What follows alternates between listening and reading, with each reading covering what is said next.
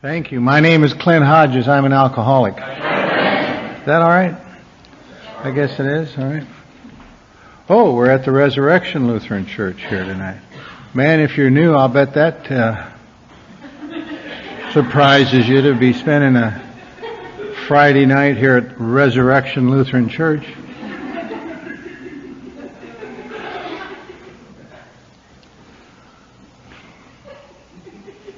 I was just thinking, I'm glad to be here, and I've had a wonderful evening so far. Had dinner with some delightful people, members of your group. Susan picked me up at the airport, and it's an AA evening, and I think we're very fortunate to be here. From the time I was maybe 5 years old, I began to live out my second and third choices in life. And it is finally, after all these years, to live out my first choices in life much of the time has been quite a surprise and quite a wonderful thing. And I was thinking because I got here through the kindness of a bail bondsman who brought me to Alcoholics Anonymous. A guy that when I was poking around Alcoholics Anonymous, he would bail me out. He would come and get me out of jail. And I didn't know him except on a business basis, but he was always kind of the guy that showed up to bail me out. I was living in Glendale, California at the time, and I was living in a little garage. I called it a garage with three other guys. It was we each had a little room in this garage. It was not what I planned. And so if you're surprised to find yourself here at this church on a Friday night, I understand that. When that guy told me he was going to take me someplace, I didn't even ask him where he was going to take me, because I knew he knew that I was a drunk, and I thought we were going back to jail or to county hospital or to the fidget farm. Maybe they had a couple down there.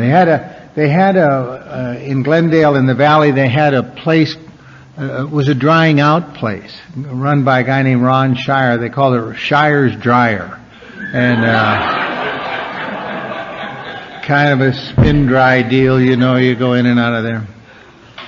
And but I didn't ask him. I did not ask him because I knew that it was, for me, it was just more of the same. Why even bother to ask?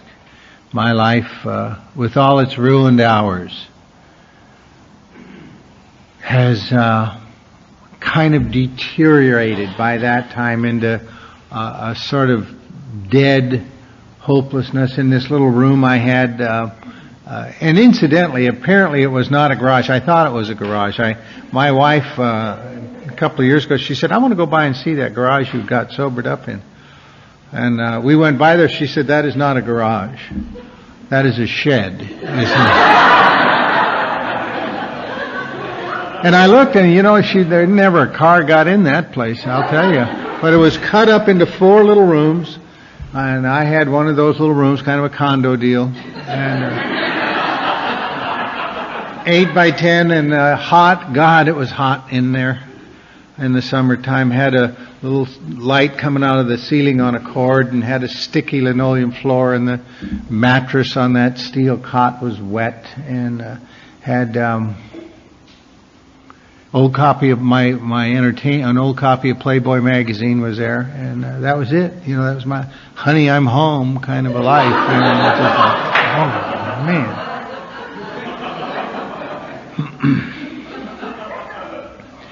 I had a radio, and the radio had a clock in it, and both were weird. The radio never shut off. I'd pull a plug onto the wall, and you could still hear that music playing. That smelled bad in there, and you could walk across the linoleum floor, and your feet would stick to the floor. You go. Spilled wine and whatever on there. I woke up underneath that cot one morning, and the clock said 4. And I just was out of booze and out of money and out of hope and out of energy.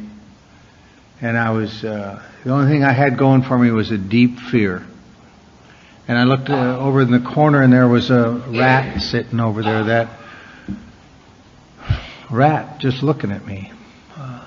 Big guy. And I was thinking about getting up on the bed, on the cot, but I was afraid I'd jar him into charging me. I guess I don't, And we both knew he'd win. He's looking at me, and I'm just petrified. And I don't know what to do, so I just kind of hunkered down there, and I hunkered down there for about an hour, and then I look at the clock, and it's 4:07, and it was one of those nights. And I hung on, and I hung on, and I hung on. And then the first light of day, and I looked over in the corner again, and in some way that rat had turned into a pair of socks laying over there in the corner.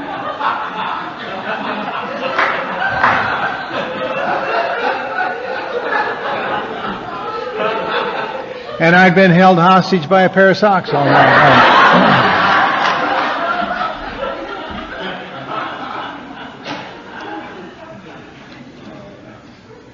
And so if you're new,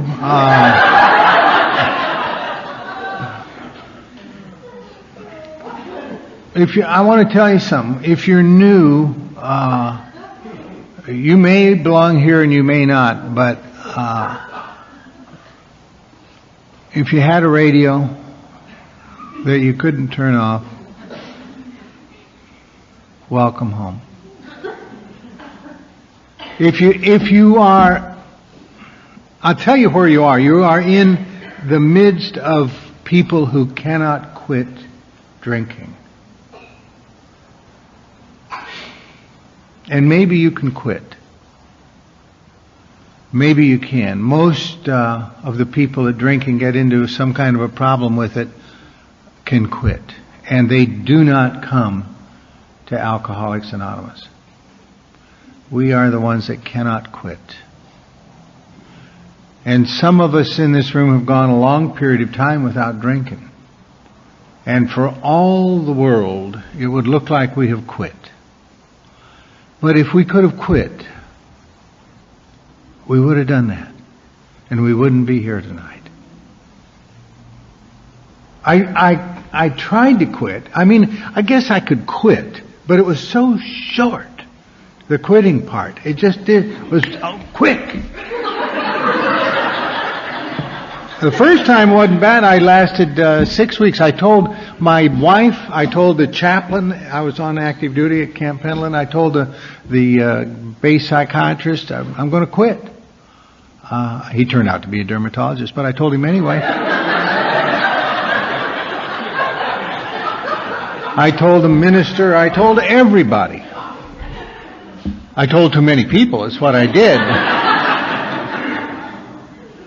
Because it didn't last long. It lasted 6 weeks. It never lasted that long again. And I was quitting forever, because I always knew that if it ever got that bad, I would quit. And if I made up my mind to quit, I would quit. And 6 weeks later, I was very drunk. Very drunk. And I quit again in a year. And it didn't last very long. And I quit again, and I quit again. And I quit again. And by the time I got living in that shed, I was quitting every day. This is the last half pint I'm going to need. But I had stopped telling anybody I'm quitting. So if you're new and you decide to quit again, don't tell anybody. Let it be your little secret. Because there's just too many explanations to make if you're alcoholic. If you can quit, you ought to do that if it's a problem for you. But if you can't quit, welcome. If you really can't quit. You think you come into Alcoholics Anonymous and it's about quitting. It is not. Jimmy read the steps up here tonight, and you'd think if it was about quitting, it would have said, step 1, quit.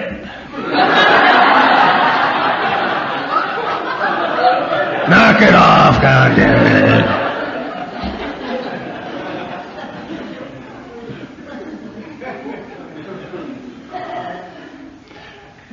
So I went up. That bail bondsman took me to that club. He took me to the Alamo Club in Glendale. And I was around there for a couple of weeks. And I liked it. I liked it. But I knew by now I couldn't, I wasn't going to stay around there long. Not that I didn't like you, but I knew that I'd be gone. And I figured 6 weeks. And I was generous because it turned out to be 3 weeks. Even in a meeting every day, 3 weeks, and I'm drunk. And I was drunk for 2. I came back up to that clubhouse on the morning after 2 weeks of drunk. And the manager was gone. There was another guy making coffee in there. I don't know his name, but I know he spent some time talking to me. I came in there mid-morning on a hot day, and he said, "How you doing?" I said, "I'm not doing so good." He said, "What happened?" I said, "I let everybody down. I got drunk. Got drunk and let everybody down." He said, asked me an interesting question. He said, "Are you alcoholic?" I said, "Yeah, I've been an alcoholic about a month now." Something like that. He let that go. He didn't go after it. He said, "Well, if you're alcoholic and you drank, you didn't let us down. You didn't really even surprise us. In fact," he said, "if you want to surprise us, get a job. That would surprise us. But drinking, no." He said, if you're alcoholic, you're going to drink. Alcoholics do that. And he said, "You're going to drink no matter what." And he said, "People around this clubhouse will tell you don't drink no matter what. And you will drink no matter what." And he's like nailing me. And he's being kind. You know, I mean, he's just giving me the simple dignity of the fact. He's not going after me. He's just telling me how it is. He's telling me how it is. And I knew he was right. I drink no matter what. I look you right in the eye and tell you I'm not going to drink anymore. And I drink. I tell you I'm not going to drink anymore, and I know where your purse is. And I know I'm going to steal some money or write a bad check or do one of those things. Because I got to drink. I've got to drink. I got stuck. I learned the ugliest lesson. I got stuck. I was a brand new second lieutenant in the United States Marine Corps station at Camp Pendleton, and I was in the 11th Marines down there, and they had a general's reception, and all the new officers on the base put on their dress blues and went over to the general's quarters. And I didn't know this, but you got one glass of wine. And they said one glass, and I said, okay, great. I knew I'd get some more. One glass was it. That was it. But you couldn't leave the reception for 3 hours. And I had that glass of wine, and then I did that next 2 hours and 46 minutes. Crazy. Just nuts. I couldn't wait to get out of there, and I knew I'd never do that again. Next time it was time for a general's reception, I didn't drink till I got out of there. Because if I start, I don't always plan to get drunk. In fact, I didn't always get drunk, but I got to where I didn't know if I was going to get drunk. And I always hung on to that one night on New Year's Eve that I didn't drink at all. You know? That was sort of like my passport into the normal world, I guess. And they call me a drunk, but I always know my own inside notion of, you won't remember this, but New Year's Eve in 63, I think. I didn't drink at all. It's funny, isn't it? We draw these lines, and we cross the line, we draw a new line. It's a colorful thing.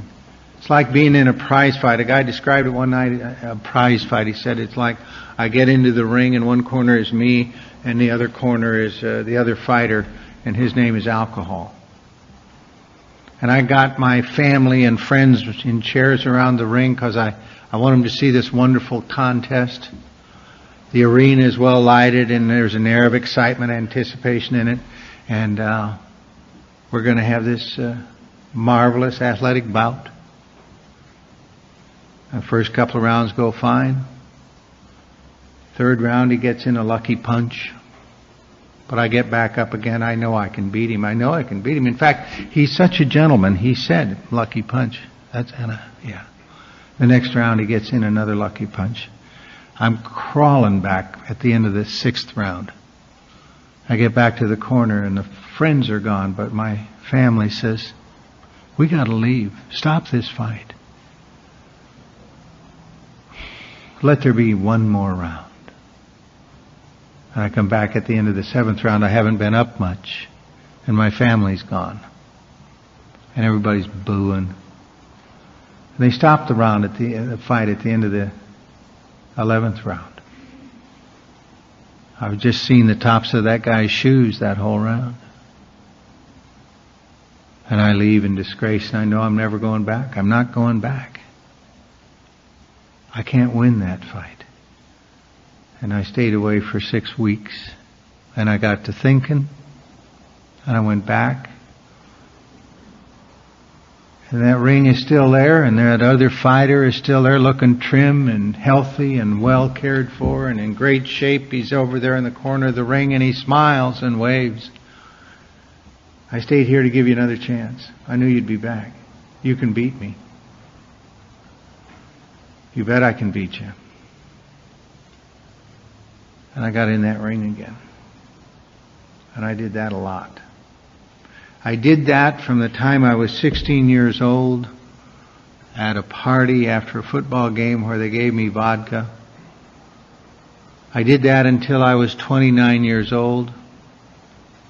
It started at a party, and when the party was over, I was living in that shed, and the party was over. And I didn't know how I would ever get off of that merry-go-round, and now this guy is telling me, you're going to drink. You are going to drink. And I knew he was right. And I know what day it was because I never had another drink after that. It was the 14th of August in '66. And I didn't drink anymore. And I can't quit. And I never did quit. Remember that guy Chuck, he used to say, if I'd have known that was my last drink, I would have had 2. Yeah. And you'd have another speaker tonight, I'll tell you that. That's how powerless we are. I didn't quit. It was removed. And I think it's removed because we utter some horrible prayer. If you're new, I don't know what brought you here tonight. I'll bet a week ago you didn't plan to be here. You know, a strange set of circumstances and a strange group of people and contacts and ideas and all of that begin to come into our lives in some strange way. We make a turn in our despair. And we say some prayer that is so angry and so profane it doesn't even feel like a prayer. Jesus, what's wrong with me? It's not a bad prayer. It's not a bad prayer. There were some documents, we were talking about it earlier, Susan and I were, it came out of the Freedom of Information Act. During World War I, there was an amphibious landing at a beach in Italy. And it was an absolute disaster for the first 4 days. They could not secure that beach. Allied troops from Italy and from Canada and the United States and Great Britain and Australia stormed this beach in Italy.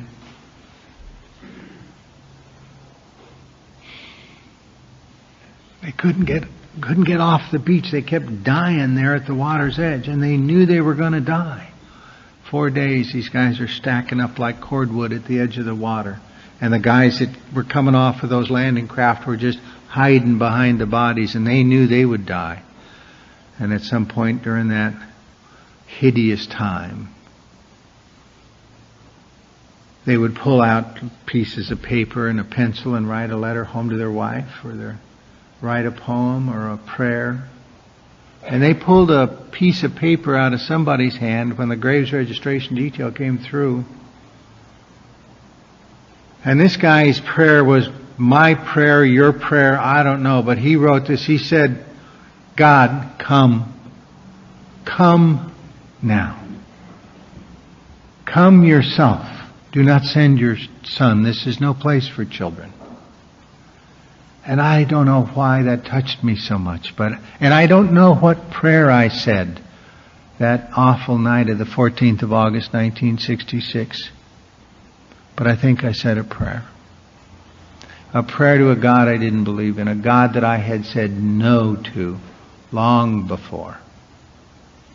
Because I got it that I was just toast. That guy told me I was going to drink no matter what, and I knew it. And I never drank again. And so I've spent half my life here in Alcoholics Anonymous. And I'll tell you something that surprises me, and maybe it'll surprise you. It's getting sweeter all the time. I love this life. I love this life. I have... It's so strange because the beginning of my life was not one I liked. I liked the first 4 years of it. Yeah.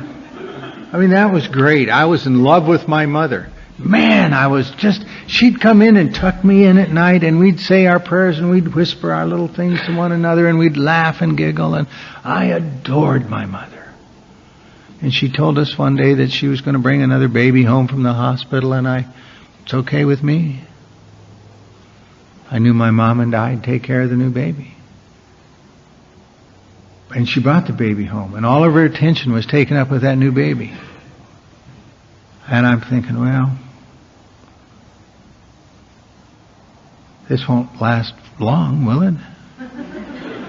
It's an awful thing to know finally the penny drops and you think, God, they're going to keep that thing. Wow. And so I'd go in they even had a room set aside for it with a crib. I'd go in there and encourage my little sister to move out. Give her a thump on the head. My mother came in there and caught me doing that. And she got scared and she threw me bodily out of that nursery. And I hit the wall in the hall and I came down and I knew it was all over. I knew it. I knew it that she not only did not love me and loved it, but she never had loved me. That's what I knew. Old ideas are funny. Old ideas are weird, boy. It's just so strange. This book that Wilson wrote called Alcoholics Anonymous says, we got to let them go. We have to let go of our old ideas. Many of us tried to hang on to them, and the results were nil until we let go absolutely. I got very interested in old ideas a few years ago.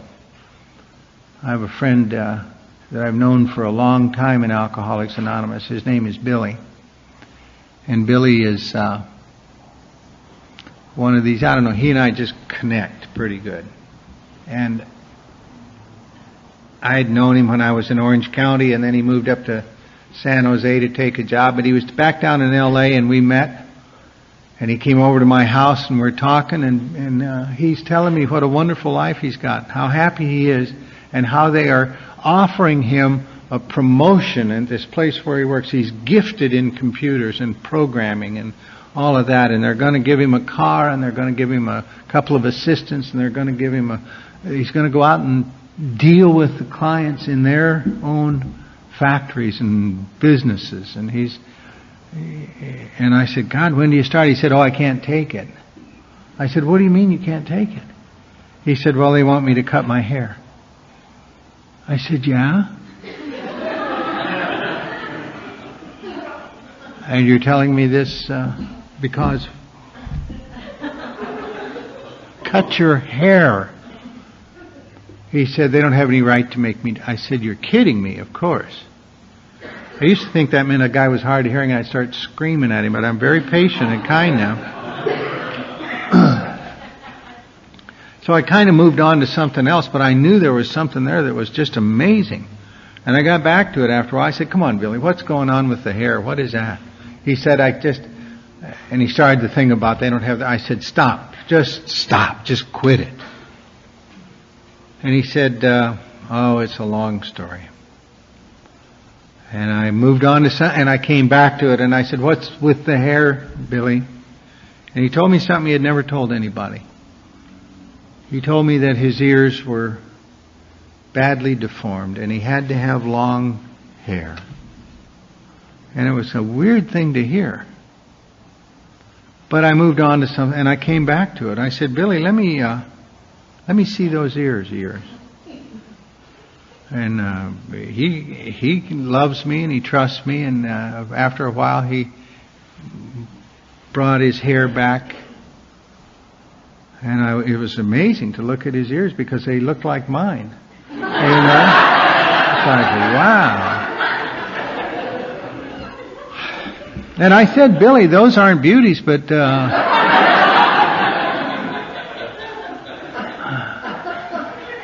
they're not distorted. They're not freaky looking. And I had a mirror on the wall there in the den where we were talking, and after a while he's kind of doing. I said, look up, look in this mirror. And we got up there, and he's looking in the mirror, and I'm looking in the mirror, and we're looking at our ears is what we're doing. Hey, it's a Sunday afternoon. You look in your mirror for your ears.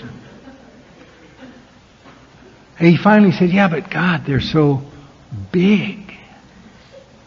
I said, well, they're neither deformed or big is what it is. And I got out a little ruler. Now we're measuring our ears. But he had this idea. I said, that's an old idea, for God's sake, Billy. Where'd that come from? And like any good alcoholic, he said, I don't know. I said, well, if you did know, what would the answer be?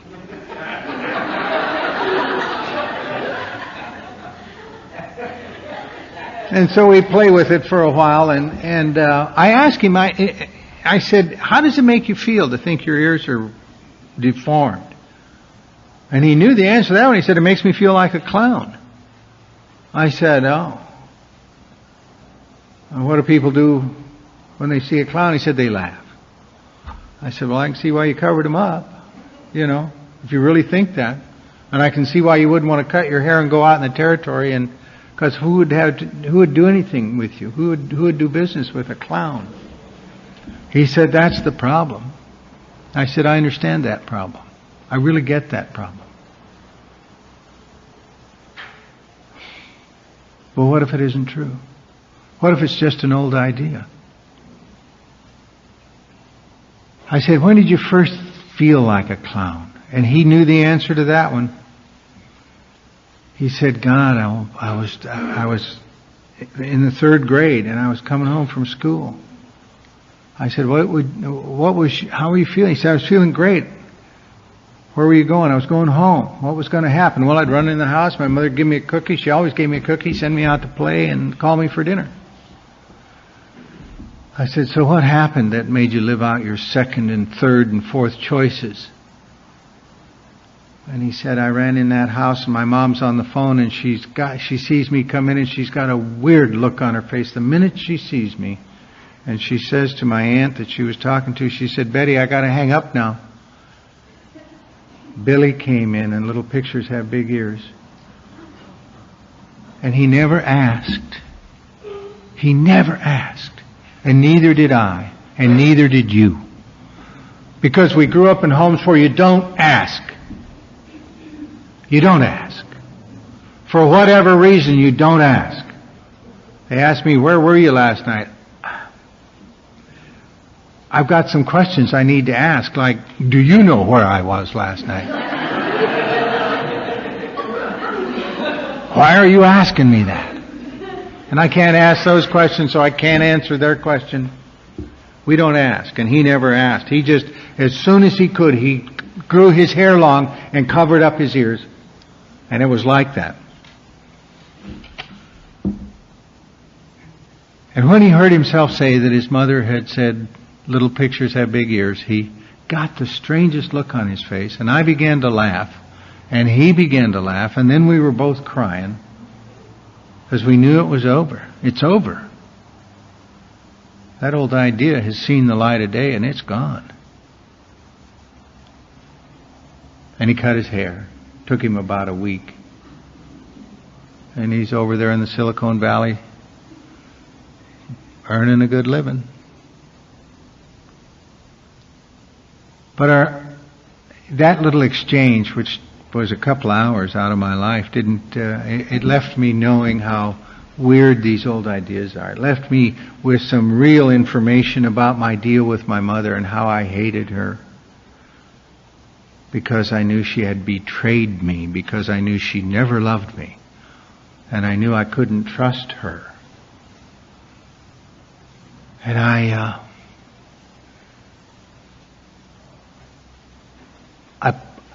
lived with that. Because you know what a kid does with that? You don't love me? Great. I don't love you either. I don't love you. She'd try after that to get me to mow the lawn. She'd get me mow the lawn. But she couldn't get me to clip around the sidewalk. I took a lot of beatings. I refused. I won't do that. I said, I hate you. And I didn't say that. I just got into such a terrible state. And I'm 12 years old and she discovers a lump. And I'm 13 and we're back to Billings and now we're living in the basement of my grandma's house. And my grandma has my mom upstairs in a bedroom. And it seems like my grandma hates us all. But she has her little girl back. And we were not allowed up that year to see my mother. She wouldn't let us up there. And in the spring, when I was 14, she opened the door to the cellar one morning, my grandma did, and said, your mother died last night. Are you going to go to school or not? And we went to school. And 4 days later, I'm standing in the low-rent part of the cemetery in Billings, and they're putting my mother in the ground. I didn't cry. I don't love you. But I stopped breathing deeply, you know. And 2 years later, I'm at a party, and they give me vodka, and yeah.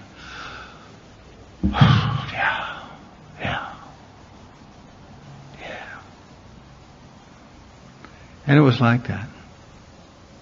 Except I dragged all my old ideas along. You can't trust women.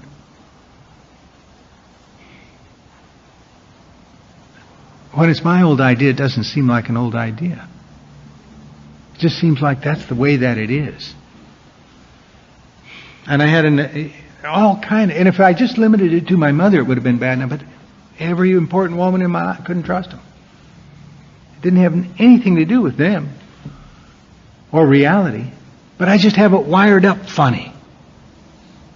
I got another old idea that is inconsistent with the first one. I need to have the approval of a woman in order to find God.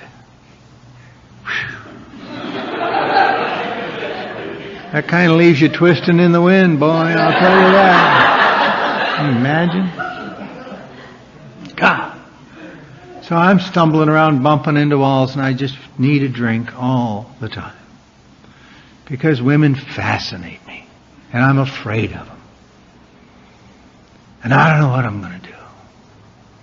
And I got into a lot of relationships, and none of them lasted very long.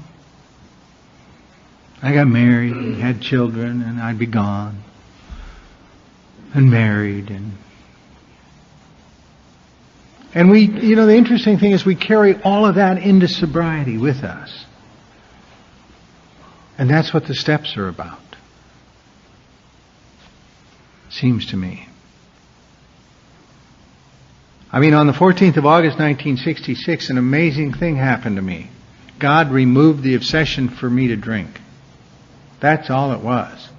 with that extraordinary, elegant power that's available here. He removed the obsession because I asked him to in some words. I didn't know to say it that way. And for one other reason, and that is because he loves me and you. I don't think we could stand 10 minutes in knowing how much he loves us.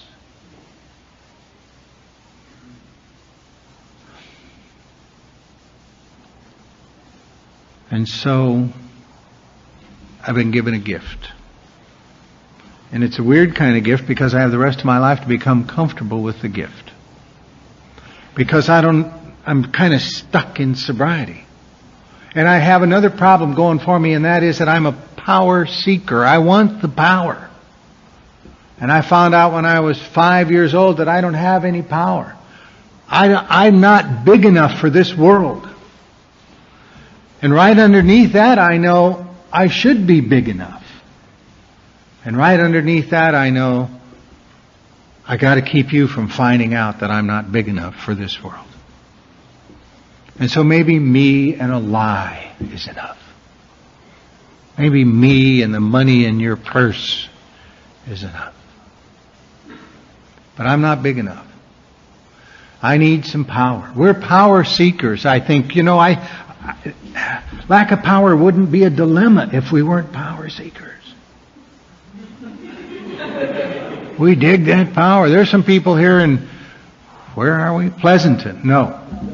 Dublin. Is that right? If you take 3 steps, you're someplace else. I know that.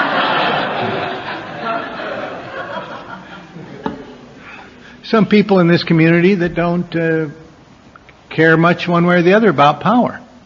There are people like that. None of them in this room, but there are people like that. But I want the power.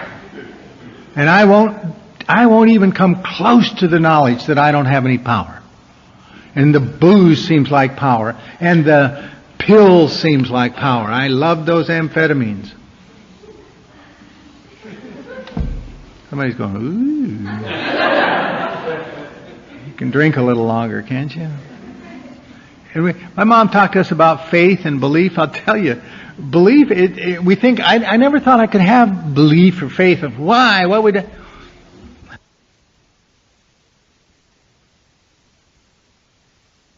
And the 15th and the 20th and the 6th month I expected something of booze. And it only let me down after that. But my expectancy, my belief in it was so consistent. Couldn't believe it let me down. Must have been those ice cubes or whatever, And I had faith in alcohol. If you look that up, faith is a confident trust born of experience. I had that. You ever buy a bottle and you can't drink it right then, and so you lock it up for later and you feel better? Yeah, that's faith. You betcha. Get a prescription, just a piece of paper. You put it in your pocket and you go, whew, damn. This sucks. You leave in the doctor's office, you go down, hi, how are you? Let me open that door for you. It's faith. We have a lot of faith. A lot of faith. We have faith in our emotions, faith in our stuff, faith in other human beings. Not a particularly good place to have it, We're addicted to a drug called approval, and then we marry our dealer. Isn't that cute?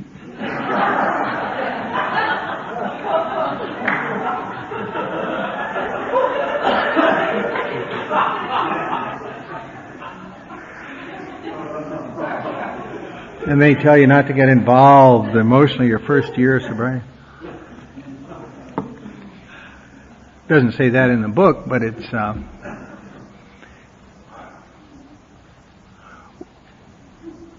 we say that because we just are curious about if it works or not. None of us have ever really tried it.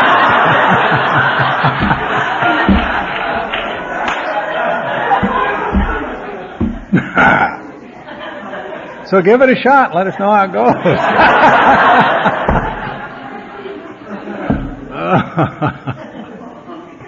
Oh, power. I want that power, boy. When I found that booze, I thought I had some power. I knew I didn't have it. And I knew not to tell anybody. And the power worked for a while, didn't it? And the pills worked for a while. Because they took me to the power. Power was booze for me. Because I'm an alcoholic. And it ended in August 14 in 66. My relationship with chemical peace of mind was over. I gave up my right to chemical peace of mind. And now I come into Alcoholics Anonymous and I'm looking for the power. And the power seems to be like over there in West LA, and I go over there and I get Clancy to be my sponsor, and that should get me part of the way home. And he's still my sponsor, and I love him like a rainbow. And he's a powerful guy. But he's not my power. I'm married to a woman that I am very much in love with.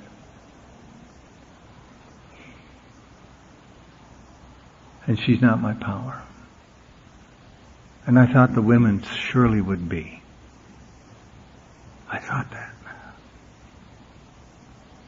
Because if I could just put it back to where it was when I was a little kid, I'll be all right. I went to law school when I was 5 years sober. Somebody said, you ought to go to law school. I was selling carpets at the time. It seemed like a good idea to me.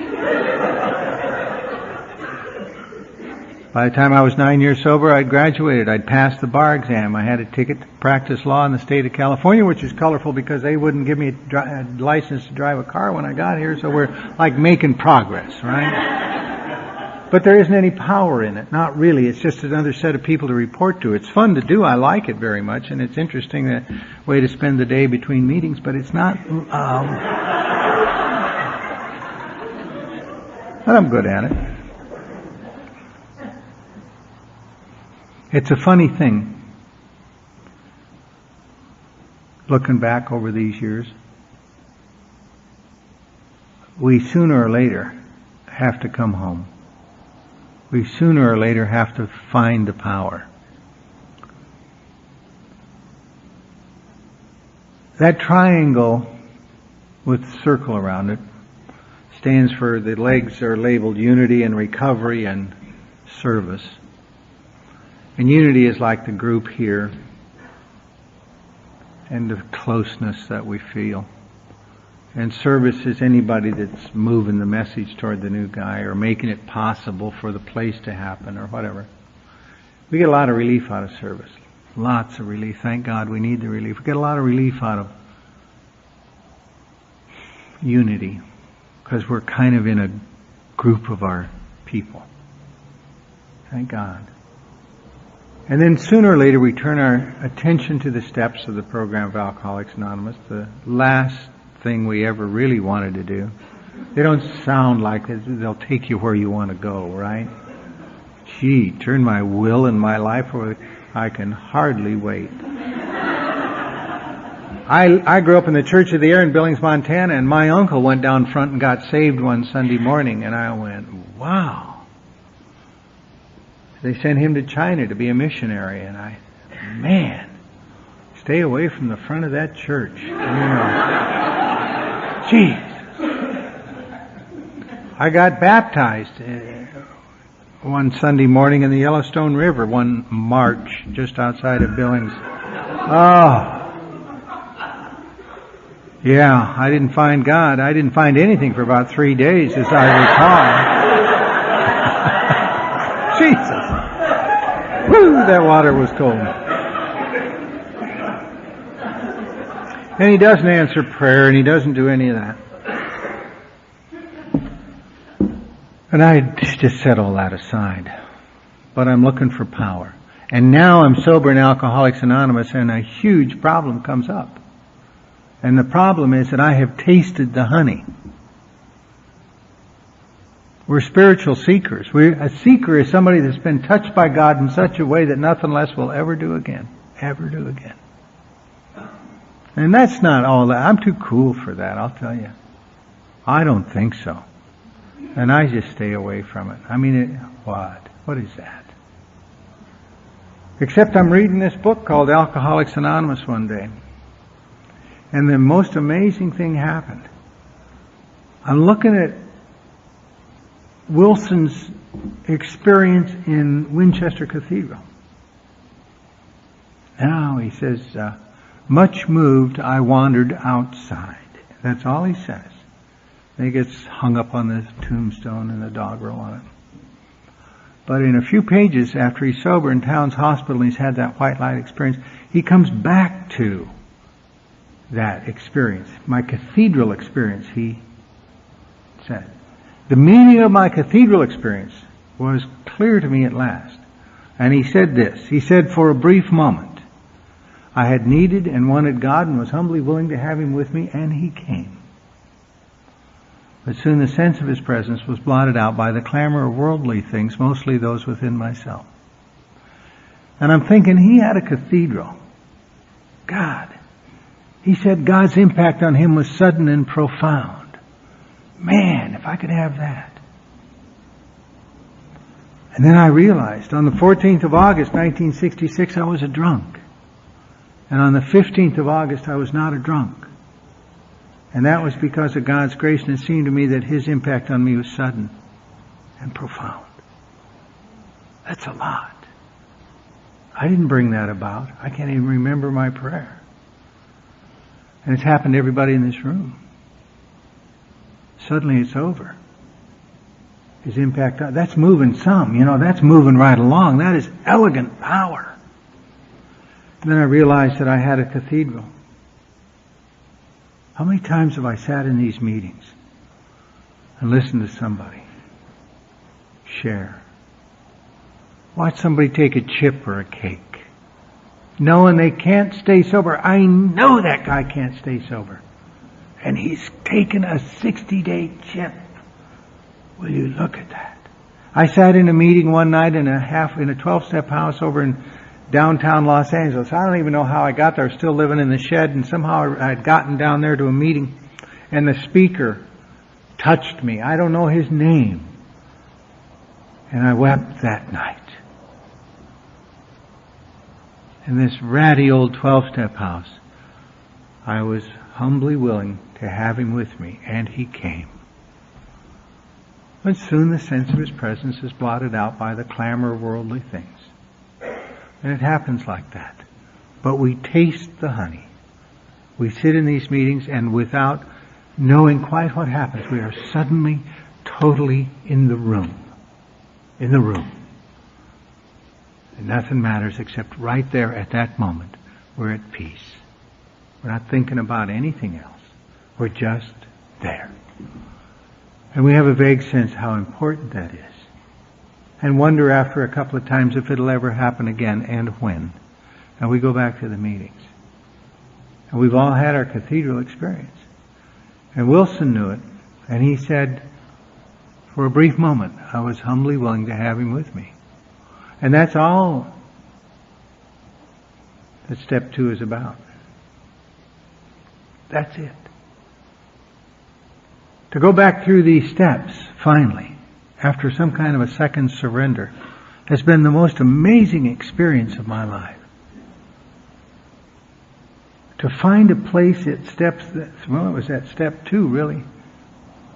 Place inside me where God is. The great reality is deep within, and the question is there a place inside me where I can go where God is? Where I can tap into that power? Turned out the answer is yes. He says,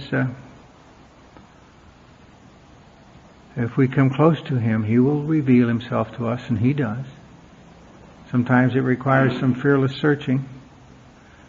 I need that power bad enough, I'll search. I'll set aside my old ideas. I will take a look at those spiritual terms and not let my prejudice deter me from asking myself what they honestly mean to me. I'm a seeker. Because this life isn't, the way I had been living it even after sobriety was not enough for me. And it will not be enough for you, I suspect. Because we're just like that.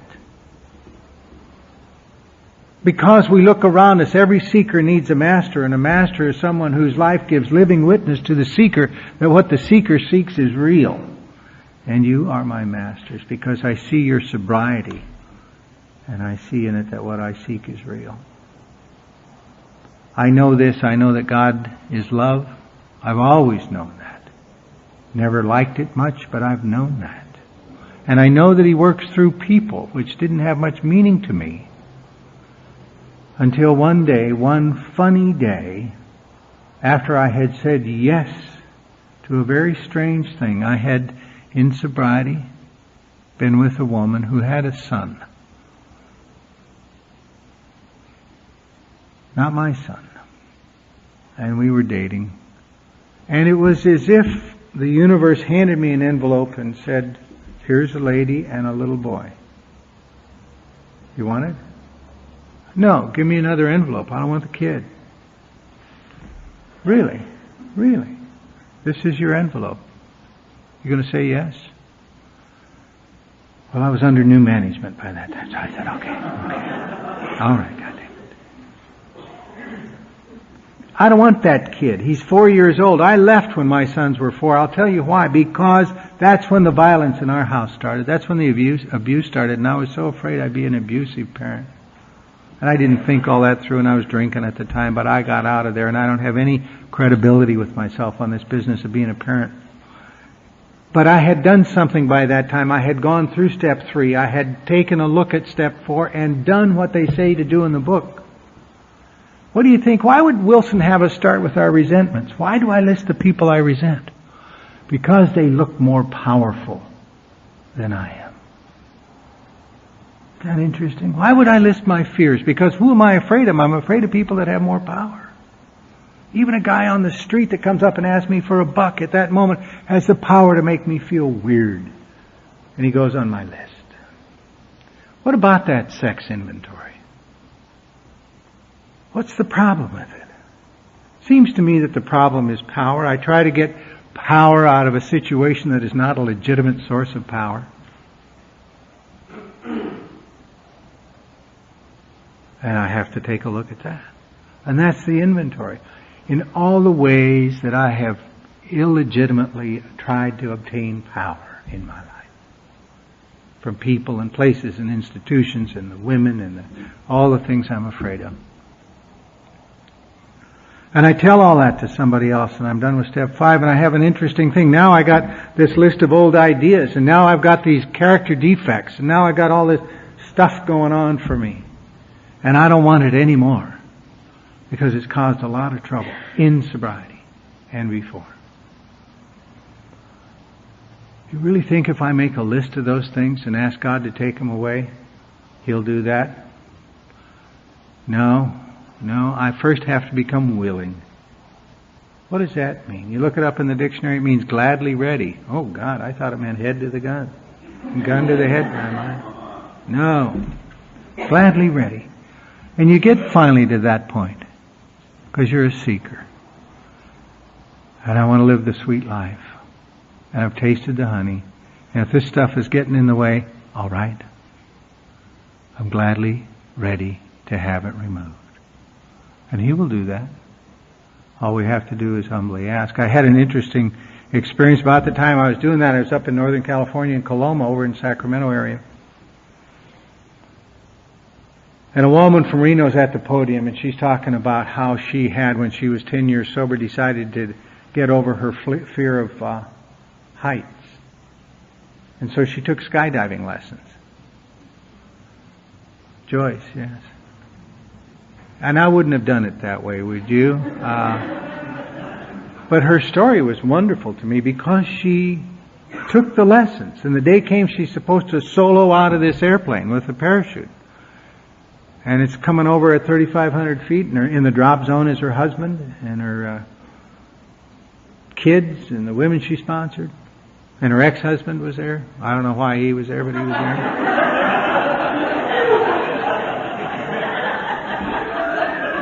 And she came out of that airplane, and the parachute was wrong. And she hit the deck going a lot faster than she was supposed to go. And in her words, She said, I spent the next 18 months of my life learning how to urinate again. And I'm going, wow, that's pretty amazing. And she's up there and she kind of got it, that this is a healing person. And she said the months went by and her husband left, but her ex-husband, who was a member of AA, came back into her life as a friend, and he's in the hospital room one day and they're talking, and he said finally, Joyce, why did you do that? She said, you mean he said, yeah, what was that about? She said, I took skydiving lessons because I wanted to get over my fear of heights. And he started to laugh, and she said, what are you laughing at? And he said, all you had to do was humbly ask. I'm going, Jesus Christ. Isn't that amazing? I mean, we've tapped into some power here. And so somewhere along the line, I've got this little boy in my life. I did not intend to fall in love with that kid. And I did. I don't know when I noticed that he loved me, but he did. And he and his mom have moved back into the Midwest now, and they're not in my life anymore. But there was something so sweet about that.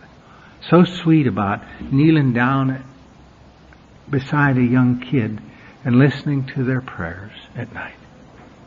Listening to him thank God that he's at the top of the food chain. Isn't that amazing that they do that? Jesus.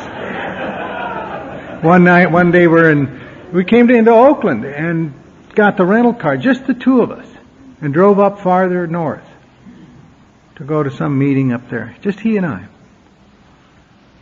And in the rental car, I said, Daniel, I love you, man, and I love traveling with you. You're such a good traveler.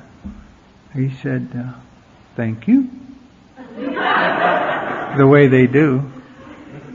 I said, well, I mean it, and I liked it too when that kid from across the aisle came over and asked you if you wanted to go in the back and play in the back of the airplane. I'm glad you didn't do that. He said, well, I didn't know the guy that well. And I said, well, yeah, but I also think he wanted to go back there and just get into some trouble. And Daniel's sitting over here and he looks at me and he says, we don't know that about him. Jesus. Shut up, kid. You've been talking to your mother too much. She's into that tolerance stuff. I learned so much from him. And one of the things I learned from him is that he loved me with a burning purity of spirit. There was nothing on it. And I realized one day the most amazing thing, that God was loving me through that kid. And then I realized that God's loving that kid through me. I don't have to do much except be respectful and attend to him and be there for him. But God will love him through me if I can stand to have that happen. Because he's love and he works through people. And why not? And now something's cooking in my life, and I get on the road for step 9, and I kneel at a grave in Roanoke, and I fly to Portland and sit down with my brother, and I go to Denver and I sit down with my sister. People that have been out of my life for a long time. I was mad at my sister because she married a black man, and I thought she had done that just to make my father angry, because he came from Alabama. And it did do that. He never spoke her name out loud again. But I found out when I went over there to make amends to her and to her husband, they had done something so remarkable. They had been married long enough to raise 6 kids. 3 of them were black, 2 of them were white, and they had one together. And one of them was a cop, and one of them was an accountant, and one of them was a nurse, and one of them was retarded but supporting herself working in a department store. One of them taught English in a Tokyo high school to Japanese kids. These are extraordinary kids. She had raised a family of contributors. And I flew out of Denver with a new hero. I mean, this sister of mine, this goofy little sister of mine is something. And so are her children, and so is her husband. Deputy Director of Manpower for the state of Colorado, and I'm like dismissing him. I had to go to Daniel's father and make amends to him. And I had to do the thing I was never going to do. I had to fly to Billings. I didn't want to do that. I didn't want to go to that cemetery. I didn't want to. I don't know what will happen to me there. And I didn't go. And they asked me to go to Billings to talk, and I was too busy. And then I went through this experience, and they asked me again, and now I'm under new management, and I go. And I got off the plane in Billings, and an Al-Anon friend of mine was there, happened to be speaking at the same thing, and she asked me, "You going out to the cemetery?" I said, "How do you know about that?" She said, "I know." I said, "Yeah, I'm going to go today." Clancy told me to write a letter to my mom. I had a letter. She said, "I got something for you to take out there." I said, "What?" And she brought a shopping bag out, and she had in it a liter of water and some flower seeds. She had in it a pair of clippers and some Kleenex and some paper towels. And a guy drove me out to the cemetery, and we tropped around out there, and I don't know, it's like going into the cave where the witch is in some way. My grandmother and my mother are buried there. And I finally found my mother's grave. Little stone in the, covered with grass. And I knelt down there. And I took out those clippers and dug a little hole and stuck that letter in there. And I began to clip around the headstone. And I began to cry. That's the thing she could never make me do. When I'm sitting there clipping around that. Because I want to be free. If you get relief from unity and relief from service, for recovery you get freedom. Whatever. When we clip around here, you got it.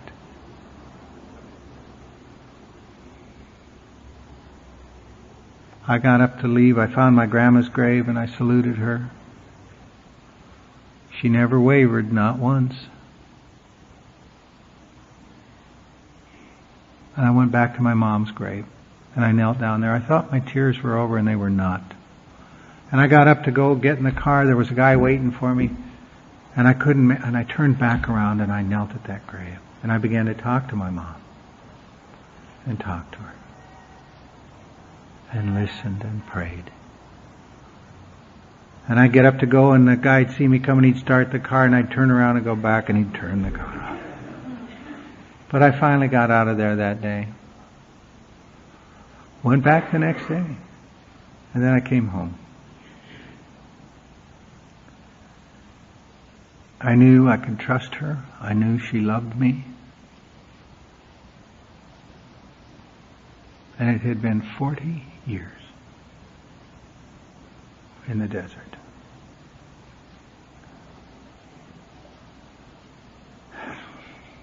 And I love my mom. And she loves me. And I can trust her. I love my wife. And if I live my life right, God loves her through me. That's the sweet deal, because He loves me through her.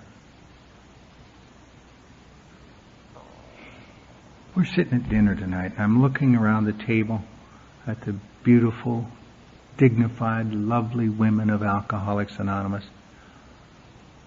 And it seems so sweet to me, and so much, I was so much at peace with that. Martin and I are sitting there like, man, isn't this something? It's been so many years, and it seems so long a distance, and it isn't. We've just come back home.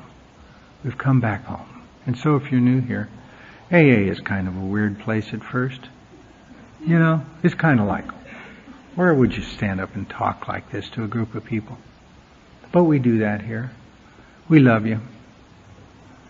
There's a lot of healing in that. It's not your healing. It's ours. That's why we're glad you're here. You know, we heal up with that. But if you stick around, then somebody newer than you will come and sit by you, and you'll find yourself loving that person, and your healing will begin. And for 62 years now we've been calling that Alcoholics Anonymous. Thank you.